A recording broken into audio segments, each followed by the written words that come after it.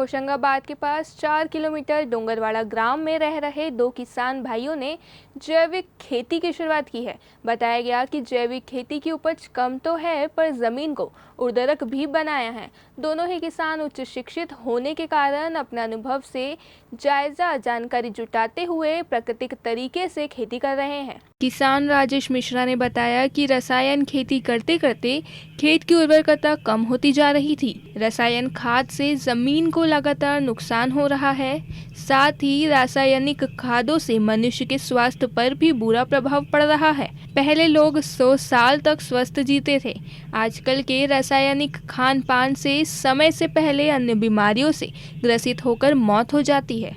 मैंने रोड पर घूम रहे आवारा पशुओं को घर में लाकर गौशाला भी बनाई और उनके रहने खाने की व्यवस्था की और उनके ही गौमूत्र गोबर खेत में लगाए पेड़ों के पत्तों से खाद बनाया और खेत में फसलों में डाला। इससे खेत की उर्वरता भी रहेगी और उपज भी स्वस्थ हुई, जिसकी कीमत भी अच्छी मिली, जो लोगों के खाने में ज़्यादा फायदेमंद है। और खेत भी अब अच्छे हो गए हैं, लागत भी कम हुई और अच्छी फसल होती है। खेतों में न तो रासायनिक खाद न ही दवा डालते हैं। खुद के अनुभव से गौमूत्र गोबर के खाद से जैविक खेती हो करते हैं। यही नहीं, दूर दूर से अन्य किसान भी उनकी खेती को अपना रहे हैं।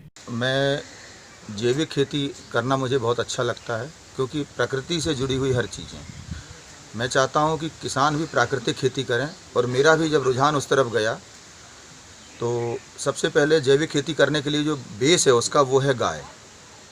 गाय के बिना जैविक खेती नहीं हो सकती। तो मैंने जो आवारा पशु जो सड़कों पर घूम रहे थे उसको पकड़ा, उसको बांध करके गौशाला बनाई और उस गौशाला में ताकि उनकी देखरेख भी अच्छे से हो सके और जो उनसे गोबर गोमूत्र निकले वो मेरा जैविक खेती में उसका उपयोग हो सके।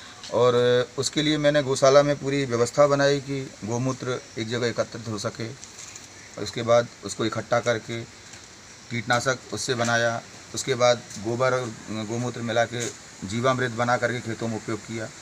और धीरे धीरे फिर मैंने उसमें ये देखा कि ज़मीन में गोबर गोमूत्र जाने से ज़मीन में सुधार आने लगा। रसायन की मात्रा, क्योंकि गोमूत्र का एक बहुत अच्छा उपयोग ये होता है कि ज़मीन के अंदर जो पेस्टिसाइड है वो उनको ख़त्म करता है। गोमूत्र पेस्टिसाइड के जहर के असर को गोमूत्र ख़त्म करता है। बहुत बड़ा उपयोग है गोमूत्र का। तो उसमें मुझे जब ज़मीन में सुधार आया तो धीरे धीरे मेरा उत्साह और बढ़ा। फिर मैंने गायों की संख्या बढ़ाई और धीरे धीरे खेती में इसको आगे बढ़ाया।